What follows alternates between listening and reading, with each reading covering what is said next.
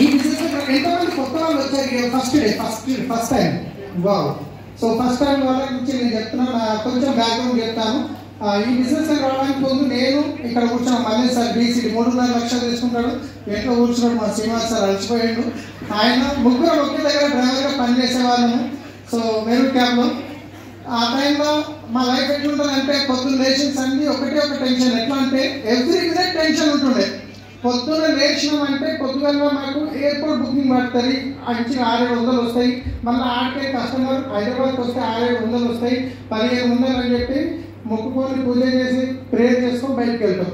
వెళ్ళిన తర్వాత గంట 2 గంటలు రోడ్డు మీద కూర్చుంటాం. కూర్చున్న తర్వాత మెసేజ్ వస్తుంది, సికింద్రాబాద్ స్టేషన్ 150-200 రూపాయలు. ఆ ట్రాఫిక్లో డీజిల్కే సరిపోవు. ఏ బుకింగ్ పడుతుందన్న టెన్షన్ ఒకటి.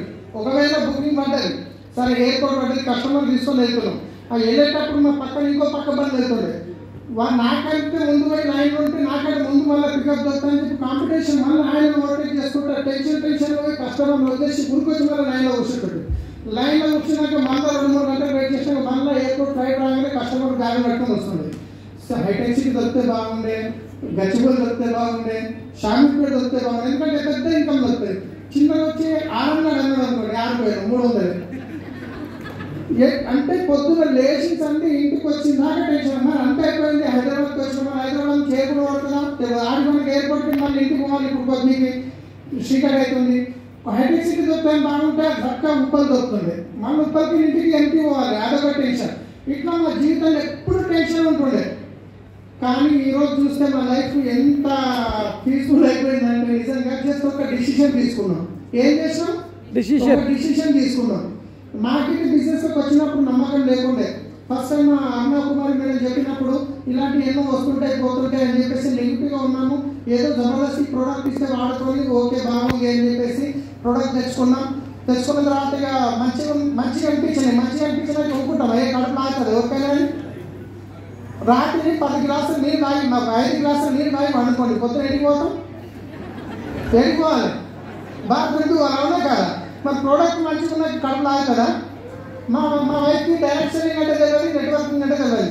ఆ నైట్ క్రీమ్ తెచ్చినాము. వాళ్ళ ఫ్రెండ్ నర్సరీ ఉండే హఫీస్పేట ఉన్నాం మేము. ఆమె చెప్పింది సంగారెడ్డికి ఇచ్చేయండి, ఏమంతా బాగుంది, సంగారెడ్డి నుంచి తెచ్చాము అని చెప్పాను. ఏమో మార్కెట్ కావాలని 6 రోజులు మా ఇంటికి రోజు వచ్చి గేట్ కొట్టాలి. ఏమైనా ఎందుకు వస్తున్నామంటే ఆ ప్రోడక్ట్ తెచ్చిమంటుంది అంటుంది. అంటే బాగున్నాయని చెప్పడం వల్ల ఒకరికి ప్రోడక్ట్ తెచ్చిచ్చి మేము వాడుకున్నామనే ఉద్దేశంతో వెళ్ళి తెచ్చుకున్నాము. ఆ తర్వాత అప్లయన్స్ మీటింగ్ పిలిచారు.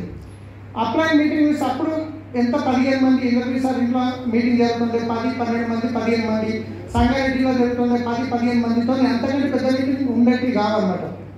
అలాంటి మీటింగ్లు అటెండ్ అయ్యి వినింటి చెప్పిందని ఫాలో అయ్యి మా అప్లయన్స్ మాకు కోపించారు. చెప్పిన చాలాసార్లు సార్ నా మాట ఎవరు వింటలేదు సార్, ఎంత చెప్పినా ఎగతాలు చేస్తున్నారంటే నో ప్రాబ్లం, నీకు మంచిగా జరుగుతుంది, నువ్వు చేసుకుంటావు. మీటింగ్ అటెండ్గా సీడీలు ఇవ్వడం జరిగింది.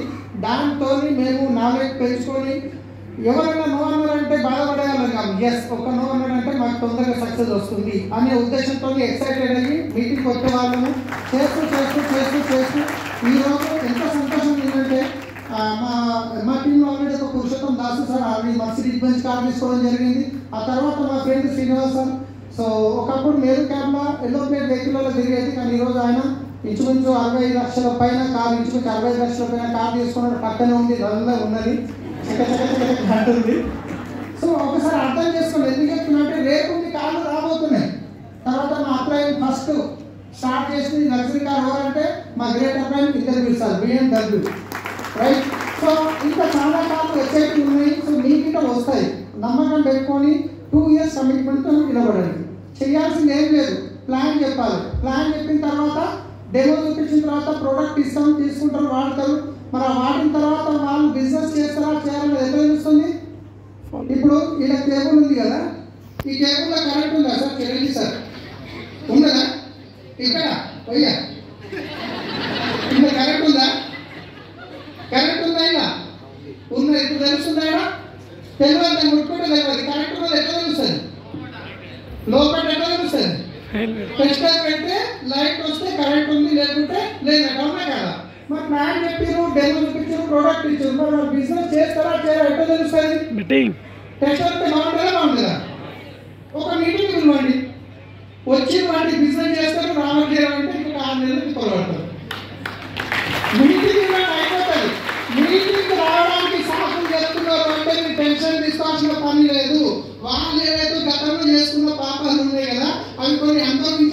6 నెలలు సంవత్సరం అది అనుభవించిన తర్వాత వస్తారు. కానీ మీరేమో వాళ్ళను నిలిపెట్టు, మీరేమో రండి నేను తర్వాత చేస్తాను, రండి మీరు డ్యూటీ చేస్తాను, నేను వస్తాను రాను కదా. ఎవరైతే మీటింగ్కి వస్తారో వాళ్ళతో పని చేయండి, వాళ్ళు సక్సెస్ అవుతారు, మీరు సక్సెస్ అవుతారు. మీటింగ్ వస్తలేదు అంటే నో ప్రాబ్లం, వాళ్ళ ఫాలో ఉండండి. బాగున్నారా, తిన్నారా, మంచిగా ఉన్నారా, అంత బాగున్నారా. ప్రతి 3 నెలలకు ఒక్కసారి నక్షత్రాలు చేంజ్ అవుతుంటాయి, పరిస్థితులు కూడా చేంజ్ అవుతుంటాయి. ఆ పరిస్థితులు చేంజ్ అయినప్పుడు వాళ్ళు ఇక్కడికి వస్తారు, బిజినెస్ చేస్తారు. కానీ మీరేం చేస్తారంటే ఎవరైతే మీటింగ్కి రారో వాళ్ళ ఇంటికాడ చూస్తున్నా, అయ్య కాదు, మా తమ్ముడు కాదు, మా అక్క కాదు, నా మీటింగ్ వస్తే నువ్వు ఎంత పెద్దగా అయిపోతావు, నువ్వు సక్సెస్ అవుతావు, నేను సక్సెస్ అవుతావు, మీరు పోయి వాళ్ళ గురించి మీరు మీటింగ్ రా ఫైనల్గా. అవునా కదా, అర్థమైతే కదా. సో కాబట్టి చెప్పండి, ఎక్కువ ప్లాన్ చెప్పండి. ఎక్కువ ప్లాన్ చెప్పినప్పుడు ఎక్కువ మంది ఇన్వైట్ చేసే అవకాశం ఉంటుంది. మేము అదే పని చేస్తాం, ఏం చేయలేదు. ప్రతి వారం ఈ రోజు కూడా నా పని అదే, ఈ రోజు కూడా నా పని అదే. ప్లాన్ చెప్తాను, ప్రోడక్ట్ ఇస్తాను, మీటింగ్కి ఇన్వైట్ చేస్తాను. వస్తున్నారంటే నెక్స్ట్ మాత్రం పని చేస్తాం, వస్తలేమంటే వాళ్ళ టైం నుంచి వెయిట్ చేస్తాను. సో అదే చేయండి. మీరు మీ అప్లైన్ చేసింది, మీ అప్లైన్ చెప్పింది ఫాలో చేయండి. 100% ప్రతి ఒక్కరు మీరు బిజినెస్ సక్సెస్ అవుతారు. So thank you. Wish you back to next year.